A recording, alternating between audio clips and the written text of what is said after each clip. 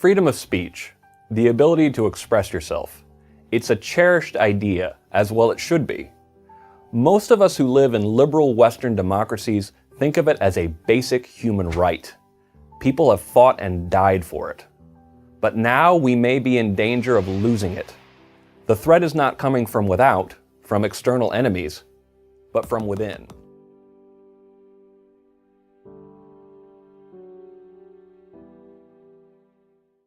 The thing about the Tracy Morgan thing, it's like... That whole thing I thought was bullshit. It was. The Tracy It Morgan was thing? absolute ridiculous bullshit. But hang on. I can't stand people who, everything's funny, then the shit comes around to them, and then all of a sudden they stop saying it's jokes, they say it's statements. And I'm not saying, because I wasn't there. He got like look, you weren't there, I wasn't there, and I just felt like he didn't get a chance to say, he just immediately went into apology mode, and then all of a sudden they're parading around like this trophy. I don't feel he got a fair shake. That's all I'm saying. But here's the thing, and this is the only thing I'll say about the thing that I believe about this is... No, it isn't, but go ahead. Shut the fuck up, Tom. You get to say whatever you want. We all get to, right? Absolutely. But the second it comes out of our mouths, it's no longer in our control about how it's supposed to be interpreted. People can hate it. They can do whatever that you want. So every time you say something, like I always say, the only thing I promise my audience is that I wrote something I care about. I say it because I believe it. The second it comes out of my fucking mouth, you can hate it, you can write your congresspeople, you can call your network, and that's the bottom line, is that we all have to deal with the shit that comes to us from saying what we say. Right. This is how I believe it. Like, the person who said it knows what they meant by it. If you process it in a fucked up way, ask him how he meant it first. But you don't get that luxury. As a comedian, you don't get the luxury to say, but I really meant to say it this way. I realize that. But here's what it really rests on, is that the whole thing came off of one guy's blog. Every One guy's interpretation. news item about it. And how do we know he's not a dick? We weren't there. Sometimes some audience people can't see irony from a million miles away. But did Tracy deny saying it? No. Did the guy get it wrong? No. Those two things How do you know that? Because Tracy didn't say, wait, dude, that's not exactly what I But said. whether he said something offensive or not, I just thought it was fucked up that one guy went home like with, I guess, the greatest memory ever, like a stenographer, and typed it out, and everybody's like, that's what he said, and that's what he meant, because guy in seat number 5F said it. And next thing you know, he's going around got to apologize. That's kind of a scary thing as a comedian. Well, I've and seen it wasn't Tracy's funny. act, his show is crazy. It His is show pretty is crazy, pretty yeah. over the top. Tracy's genuinely So out of it's his mind, not though. like he's up there like, what's up with them tables, and then goes into that shit. And that's when it comes to me where you're doing like this selective getting offended. I was trying to remember what he was heckling. I just remember cocksuckers, so I think we were talking about gay people. There we go. You know, the fucking lesson here is the gay community has a very strong activist community who, when they hear shit against them, they take it to the mat, and guess what? Shit happens. Yeah, but I don't agree with that. Guess what? Shit happens. So like so then you have to just. I mean, if there's one I mean, people because you got to tell you, like, that word, it can mean other things. It just can be ball breaking anytime you play sport. I was playing hockey the other day, okay? And this guy, he knocked me down. I felt stupid. I got up. He asked me, he goes, you all right? And I go, yeah, you faggot. Like, it was this oddly intimate moment. He was going, are you okay? And we were on the ice, and it made me uncomfortable. And I said, hey, you faggot, get away from me. So you want us to believe that you're fucking skating around with your buddy on the ice, figure skating, and we're supposed to believe you're Mr. fucking Mom. You see what he's doing now? He's using like homophobia. Hey, you're twirling out there in your dress. You're twirling out there in your little See that? skates. That's what guys do. We're supposed This is what guys do. It always becomes, You know what? hey, you're there, you little sissy boy. That's just ridiculous. It's just, what is What do you mean ridiculous? it's ridiculous? I don't think that they shouldn't be allowed to be married. I don't think they should be treated like second-class citizens. I think the way... You just think you can say faggot derogatorily when you're on the ice when there's nobody gay around. That's what you think. It came out because of my childhood. But you don't think... But because of that word, then it's going to be like, oh, this is how he feels about gay people, and then he has to go apologize. It's ridiculous. There's reactionary words, and then there's words that... And faggot is one of them. Yeah, but I say it to my friends. I'll call my friend, like, what are you doing tonight? He goes, I got to go out with my wife. I go, faggot. And then I'll hang up the phone. And there's nothing gay about it. Yeah, but it's by the just way, a word that seems so ridiculous. I meant to tell you to situation. stop doing that to me. Stop hanging out with her. Yeah. But you said something interesting about when it's individual words. Like, a lot of people will get busted just for using a word, and the context goes away, and the irony goes away, and all that sort of stuff. But you made a really interesting point when I was talking to you for the book Satiristas about how what it does is give a roadmap to racists to not get in trouble, because all they have to do is avoid certain words. Yeah, you can kind of leap across the pond because they just know what not to say and they can continue thinking it. But wait a minute. Well, why did that, just out of curiosity, like why was it that faggot was the word that came to you when he was trying to help you? Okay, now this is the thing. This is the You're question. subconsciously gay, is what she's saying. No, I'm not. I just think that. Why are you judging that?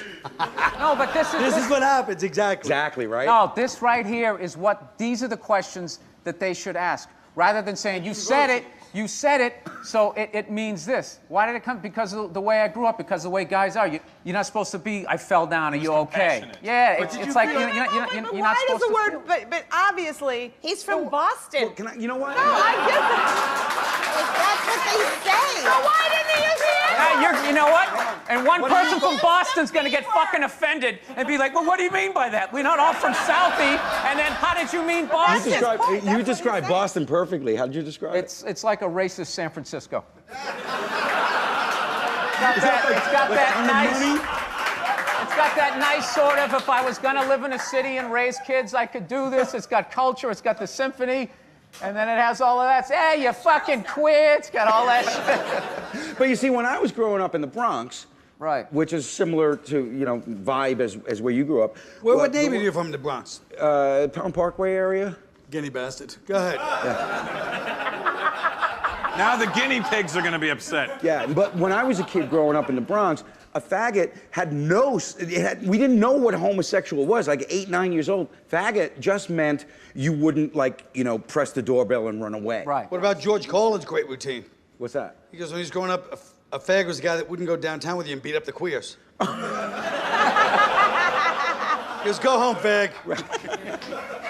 But yeah, but that's it. That in our background, I mean, I literally didn't know that it had a sexual component until probably maybe 12, 13, 14. Now that you do know that, it still comes out.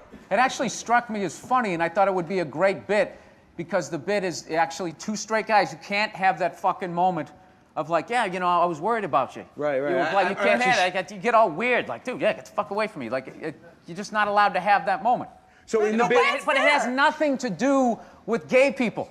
But then that knee-jerk reaction is, oh, you said that word, let's look it up on the chart. Oh, that means this and it means that, and now you have to go on TV because on the chart it means you meant that when you said it. But when you did that bit, it was really criticizing yourself for not being able to accept some sensitivity from another guy. That's why guys drop dead at like 50 from like 40 years and not being able to admit a puppy's cute.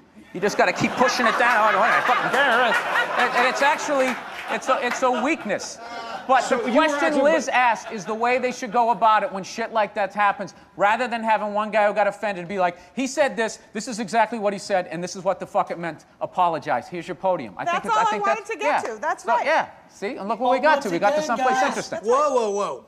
Once again, who is determining how somebody's intent is? Who is to determine, hey, the way you said that was mean-spirited. I know a lot of fucking idiots that think a lot of shit is mean-spirited just because it goes against what they believe.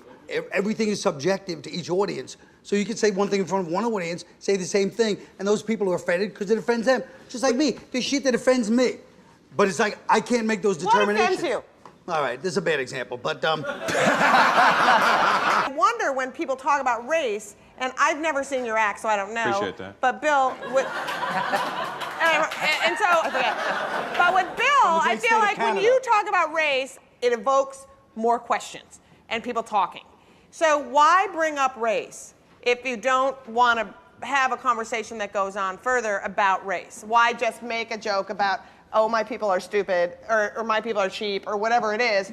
What's the point of that ultimately? I go for the perspective of culture, because culturally it's completely different than race. We're outsiders, and when you're an outsider, you have a better perspective of everything, and the more of an outsider you are, the more perspective you gain. But you do this Asian character, phenomenal voices, but I can't believe you don't get in trouble for it. No, because if there's any Chinese people here, they'll know. They immediately come to me and go, that was the best Hong Kong accent I ever heard.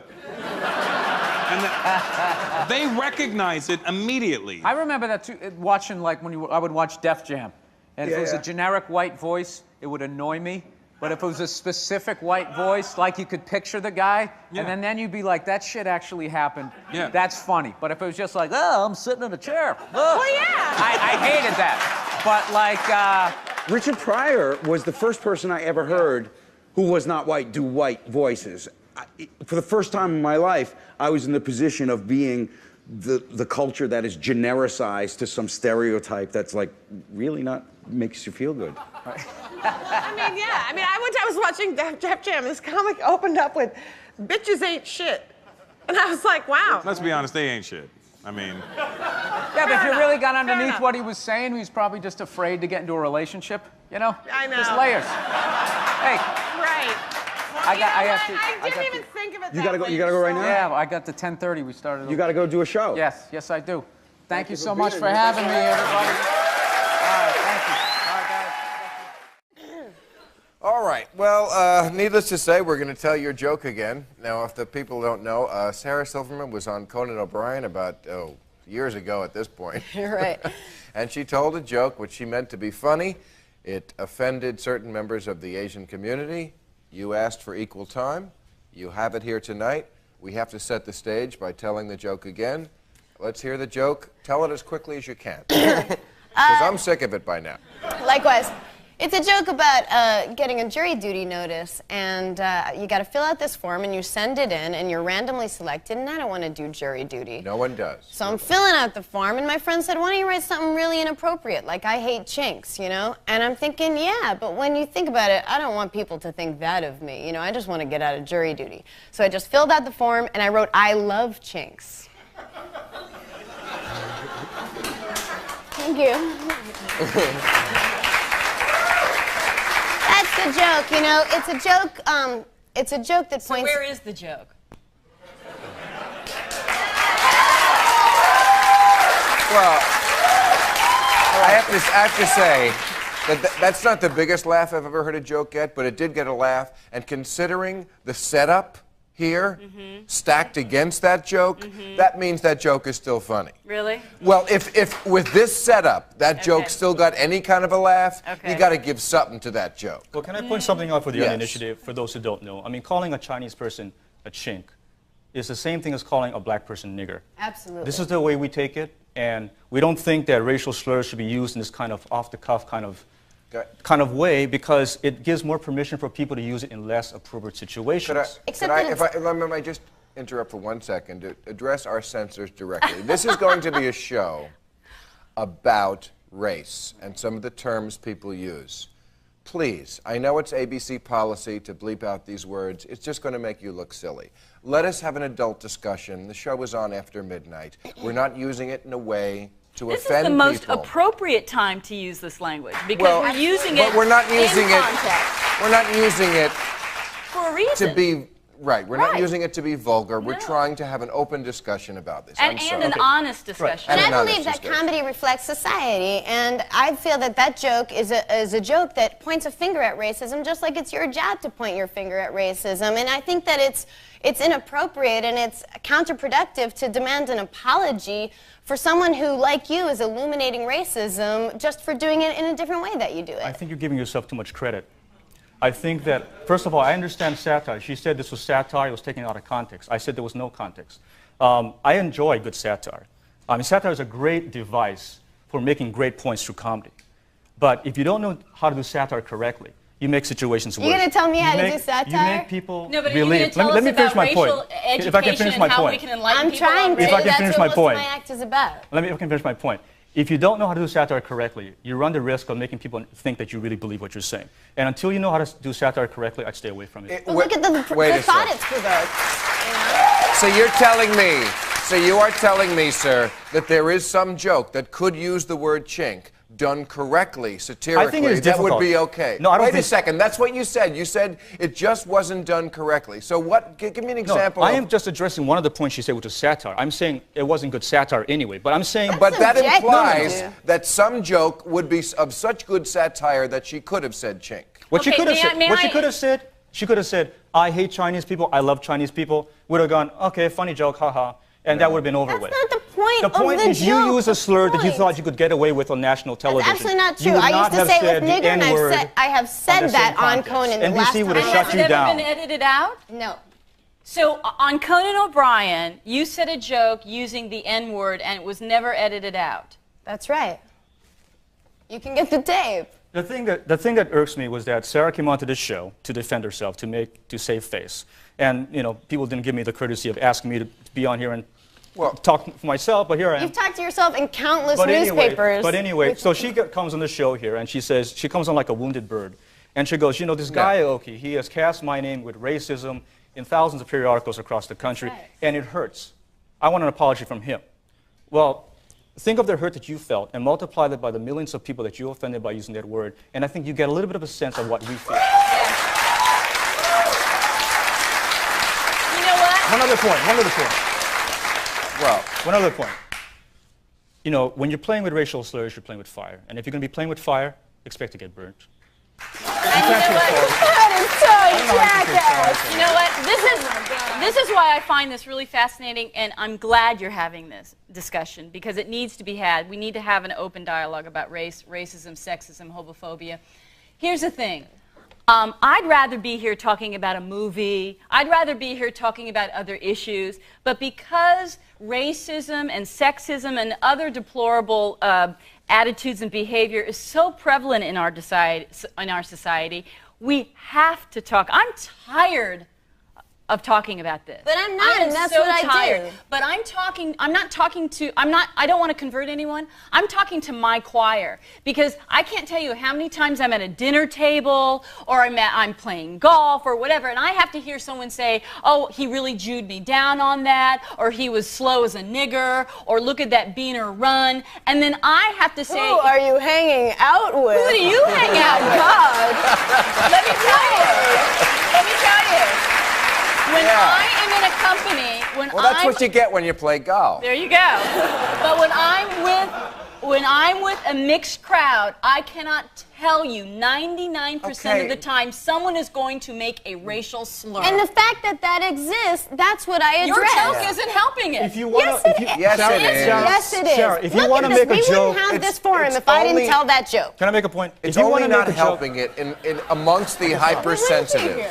If you want to talk about the Jewish community and make jokes about them, that's constantly fine. That's do. fine. But once you start making about other ethnic groups, there's a different element that comes into place with this thing. Yeah, it I don't provokes thought. think people really understand the hurtfulness of this word. I mean, whether it's nigger or chink or Jap, these words have been used to subjugate minorities, to make them out to be less than human. Once we make these people less than human, we can do awful things to them. Yes, but okay? those- The Native American we Indian. can lynch Chinese men at the turn of the century when there's too many But of it them, is not or of they the, get too but uppity. it is not the turn We can of the put- century, sir. It is If I the can turn finish, of the sir, other if century. I can finish, sir. In the 1940s, after the bombing of Pearl Harbor, Yeah. right? People were saying Jap this, Jap that. They called people Japs so much that 120,000 Japanese Americans, loyal Japanese Americans, could be put Yes. in internment camps for 3 years while everyone else stood by because they were And just that was Japs. wrong. But Awful. wait, And but how more is that recently, analogous? but more recently, And more an recently. Asian American student was stabbed to death. He was of Chinese descent, and the assailant wrote "chink" on his car. Now we're talking about a month ago. We're not talking about Yeah, turn and of we're the talking century. about a lone nut, and to indict the entire society We're not for that indicting is the entire disingenuous. society, Of Bill. course you No, are. we're not. I'm just To say indicting that Sarah. what We're putting it I'm in just indicting context. Sarah. No, Words there All right, are- I have to take a there are commercial. We'll words come hurt. back to this subject. All right. Now, David Spade, you took a bye on the first round. Yeah. But was it because your name? Because you felt that your name Yeah. disqualified Your you name for this offends me. discussion? That's getting me in trouble. No, I just feel like, I mean, it gets real heavy and deep here, obviously. I do agree with Sarah where, on one hand, it's, in comedy, I do the same thing. I mean, there's things I do, and you take risks in comedy, and Richard Pryor did, and everyone does, and you kind of offend just to shake people up, and that's the way it is. Some people get hurt, and some people like it, and you move on, but it is comedy. You're not seriously saying these things. If you were on a talk show just saying, I really believe this, and these are, and this is what I think, then I think it's more offensive. The other thing is I get offended of, I see black comics talk about Whitey, and I know it's not as rough as chink or the N-word, but I don't like that either. And And they can do that night and day. I mean, Chris Rock, who's a Here's great the friend, can difference. say, Here's the difference. the white man makes toast like this, and he's Yeah. an idiot with the black guy. I mean, But you know what? Racism and discrimination is about power. And once Right. if ever, I agree with you. The There's power a double structure- standard for a reason. Because Exactly. we are two different races with two hugely different histories. Exactly. However, you were talking about, you said the turn of the century. Now, I have an issue about, you called it the N-word. I say that, you know, blacks are like, whites cannot say this word. I disagree. This word has changed in the last 10, 15 years. according to who? According to culture, according to the fact that Ask it's in any every... African American person in this Every audience. African American Every person in rap this What that room means, uses man. that word night and day. No, it's in you're every wrong. song. It's all You're through wrong. culture. Could You're I finish wrong. my point before you attack Yes. it? Okay. The word has changed. It has been co-opted as a term of endearment. There is a bad old word. From blacks to blacks. I think I'm the only Not one from blacks to qualified blacks. here Okay. to talk about All right, this wait a issue. second. Blacks to blacks. There's First a very of all, different I wouldn't dynamic. even know you were black if you didn't tell me. Does it matter No, it about doesn't color? matter. No, it doesn't Attitude? matter. But See, lots this is of- what I love. I love when white people try to define African Americans. What is African American? What is an African American? I'm African American Okay. regardless of my skin color or my hair or my clothes or my attitude, and I think I'm the only one on But- the stage who's qualified to talk about the meaning of the word, how it hurts, how it doesn't hurt, where it's used, the history Okay. of it, because I live it every day. It's in every song. It's in every song on the radio, okay? The nigga, nigga, nigga, nigga, nigga, nigga, nigga, nigga is in every song, okay? People come up to me and go, Bill, you a nigga. Right. But I can't say thank you, or I go, no, please don't use that word, or I can't use that word back. There's a rap group, Niggas with Attitude. My mother said to me, well, NWA. She said, what does that mean? So I have to say, Mom, it means something with attitude. Right. I mean, I'm saying when the word has come this far into the mainstream, for a very good reason, they co-opted the word to make it less powerful in a hurtful But way. that's amongst blacks, not for white people to call black people niggers. I'm That still sorry, doesn't We're work. not but calling- I'm sorry. I still disagree with African Americans using the terminology because it proves that these young performers don't know the history, don't know what it is. History changes. No, True. Words evolve history so much. doesn't Words change evolve. that fast, and They we still do. have African Americans being lynched from trees with No, we nigger don't. being burned on their back. And if it doesn't happen in America, it happens in Europe. And let's think about what happened in what was Washington, the state of Washington, just a couple of years ago, where an Ethiopian was lynched. So listen, folks, it's not a word that we can use. Please pass the teen. Could you pass me the nigger too?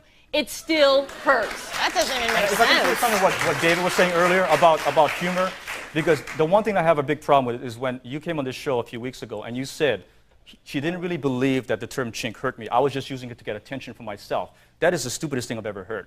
Now, what Anne-Marie Johnson was saying earlier... Let me tell you something. Let me tell you something. What Anne-Marie Johnson was saying earlier is very true.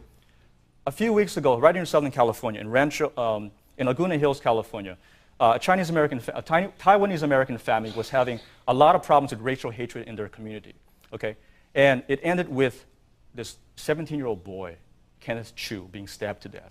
And they found on the back of his car, etched, chink. But I bet you would say that his family should take some comfort in knowing that the term didn't really hurt him. To link I've that made is jokes about the hurtful to Holocaust, and I have us. people in my own family that hurts deeply. But I feel strongly about what I talk about, that it isn't racist. It's about racism, you know? You've attacked I think you should crazy respect people. the He group went that up you and attacked target. You should Susan respect the Sarandon, who we feedback all of the know group is that you racist target. despite her That- thin that is veneer It's easy of for you to years say, But of it is- I'm an equal humanitarian opportunity But excuse offender. me, I can sir. make fun of all these people. Why don't you ask us how we feel about it? We'll tell but you if it's okay it or is a not. cheap. And you It's know that not I love okay. hearing about Wait it. a and second. It is a cheap political trick to somehow link that horrific crime Yeah, to a that's joke. bad. by this. She It's- said of the course, word didn't hurt me. This hurt. I'm talking That's about this you. attitude. I'm not This talking about attitude. all And by Asian extrapolation, Americans. the Asian American community. You This know what? attitude, this word, and the attitude and the hatred behind that word chink, it You know- killed this guy. You know what? There are only two Asian people I know that I don't like. One is you, and the other is... I'm hurt. I Yeah, want and an the other apology is from my you. friend Steve, who actually went pee-pee in my Coke. Okay, I have to He, take a break. yeah. You can speak freely, yeah, to a degree, but you can also lose your job or be shut down by saying something that's merely controversial. You know, if I had come out for child molesting or rape or incest or cannibalism, things I know you favor, Those are four of the Yeah, things I've caught heat for over the years. That's right, that pro-cannibalism rant you did. But, you know, I have a very impressive list of people who came to my defense. You know, so what I said was merely controversial, but there are stations that took us off, advertisers, you know. That is a form of censorship I think people are not aware of. Is that just censorship, or is it disapproval? And do you not censorship their right to disapprove? You're right to disapprove, but if you're saying, you know what, my opinion is so important, I have such a high opinion of my own opinion, that if you would disagree with me, you can't be heard. Yes, then it rises to the level of censorship. You were mentioning the college campus situation. You're totally right. I guarantee you there is less free speech at Berkeley than there is in the White House. The threat from, thank you, one applause. There's also less people getting blowjobs at Berkeley than there is in the White House.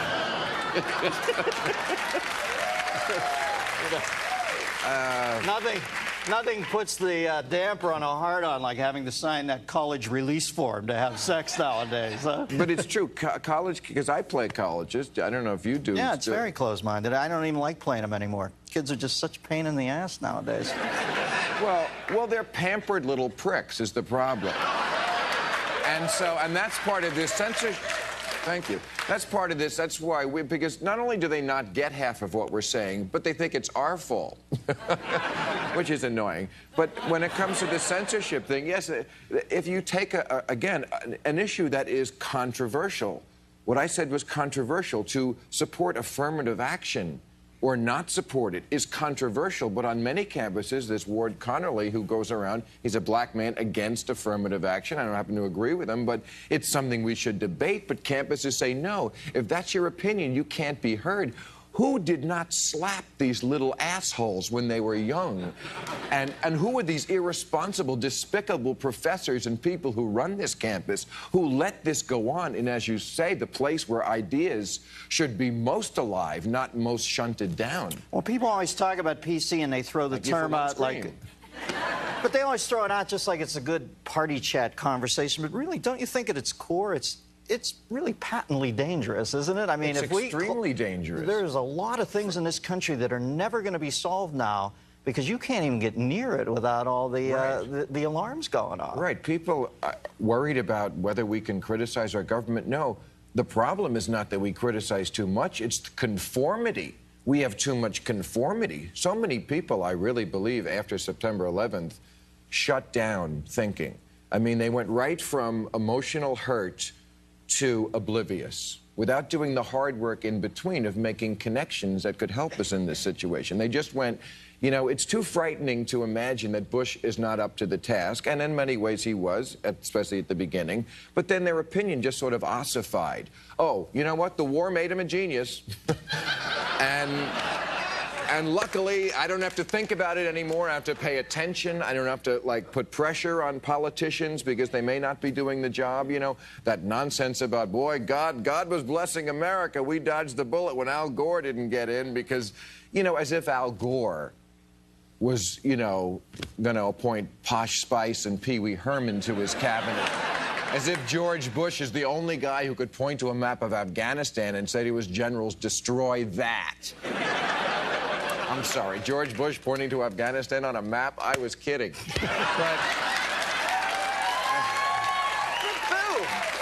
But I'll tell you what, I, to some extent, feel, I don't know if it's ossified, but I am so angered at the turn that some of this has taken that I've chosen to drop out of the debate. For instance, I find it insane that at places like airports, somebody can't say, well, you know, 17 of the 19 guys are Saudis. Oh. They were in here on work permits. Exactly. Like, maybe if somebody like that comes through the airport, we can pay a little attention to them. And immediately, everybody, it's another freedom of speech issue. They all hit you with a profiling thing? Is it? I am for profiling. I scream about this on my show every week because I'm always in airports and I come back. And, you know, I was telling a story this week on the show. The guy who helps me through the airports in New York helped a 70-year-old blind man, and they pulled him out of line for a random check. The whole deal, shoes. Oh, one other thing, it was Ray Charles. It was Ray Charles? Ray Charles got checked. Or, yeah, I'm not kidding, Ray Charles. I remember watching it at the Emmys, and they had the pre-thing, and a guy from security bragging. I love when people brag about how stupid they are.